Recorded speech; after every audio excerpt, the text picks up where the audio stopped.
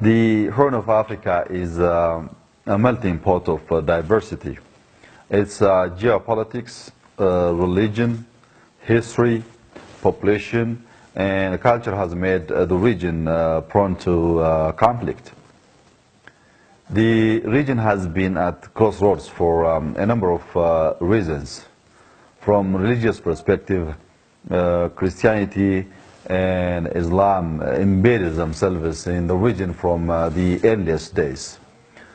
As well, when we see the issue from resource sharing also comes into play. As an instance, the Nile originates in this region and flows through to Egypt, lacking nation and a mortal association for survival. As a result, these differences have allowed outsiders to play global proxy politics in the geopolitical orientation in the global arena.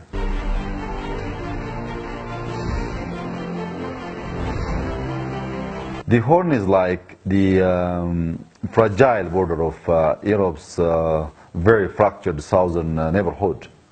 Its backyard is resided by the Muslim world, including Gulf states, Saudi Arabia, and Iran, who aspire to champion regional hegemony.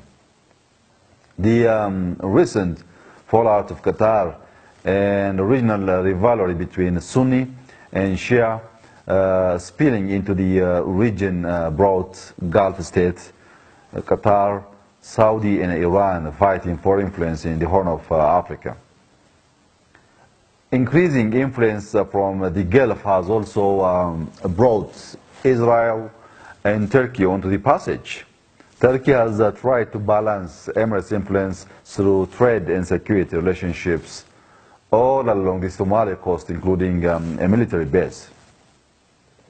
The Western world also postulates the region as a periphery where geopolitical interests are contested and setting a playing field of regional rivalries. In the geopolitical view based on American security and Chinese economic interests, Ethiopia and Kenya tend to get much of the attention this day. For instance, maritime trade between Europe and Asia is about 700 billion each year passes through the region. European interests have also increased due to recent migrant crisis and the string of high-profile terrorist incidents. Consequently, funding for the Horn has increased, emphasizing European influence in the region. Well, financially, East Africa's growing economic power has seen heavy investment from India, which is closing in on China as the region's biggest trading partner. We also consider America and Europe as a major partner in trade alongside more specialized interests, such as the Israel involvement, intelligence and security matters, and the Russian arms trade and the security sectors.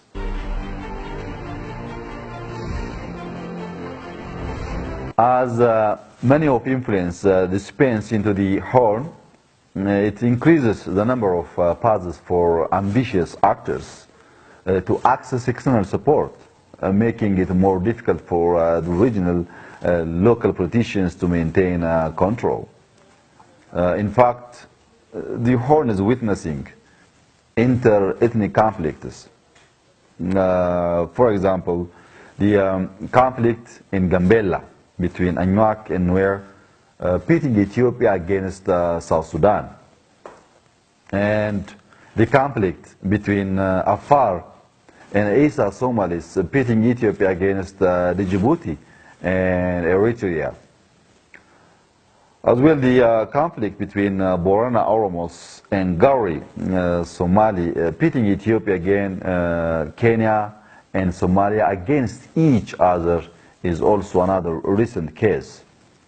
Conflict among Ogaden and other Somali clans, bidding Ethiopia against Somalia, also falls within recent memory.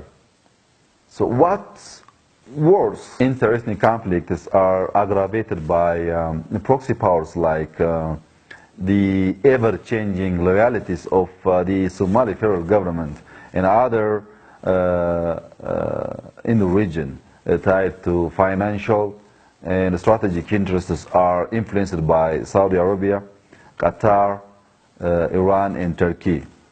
Another instance is the UAE's desire to acquire the port of Berbera, influences separatists in Somalia, including Puntland and Somaliland.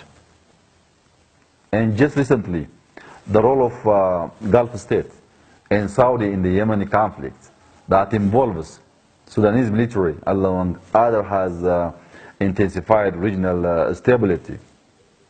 This conflict can have a destabilizing effect in the region by disrupting the regional balance of power as countries in the Horn decide to lean on the support on external powers one after another.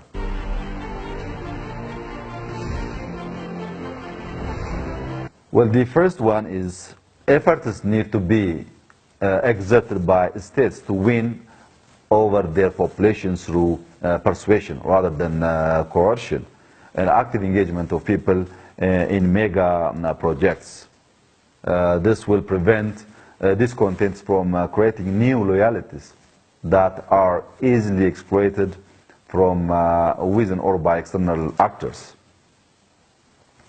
Another action that needs to be overturned is a mix of poor governance, mutual destabilization, and external intervention into a righteous cycle of participatory government, a regional integration that focuses on building a regional economic market, and thus a region that can negotiate on its behalf with the outside world rather than retail its interests to the first buyer.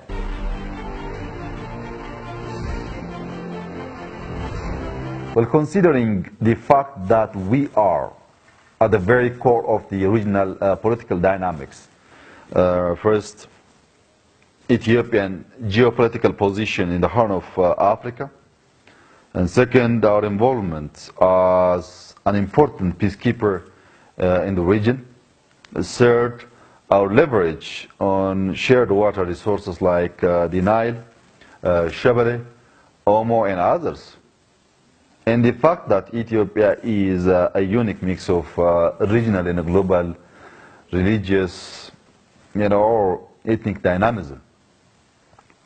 The way conflicts and cooperation is solved will be closely watched by the world. We need to acknowledge the elephant is in the room. These emerging actors like UAE, Turkey, Iran, and others.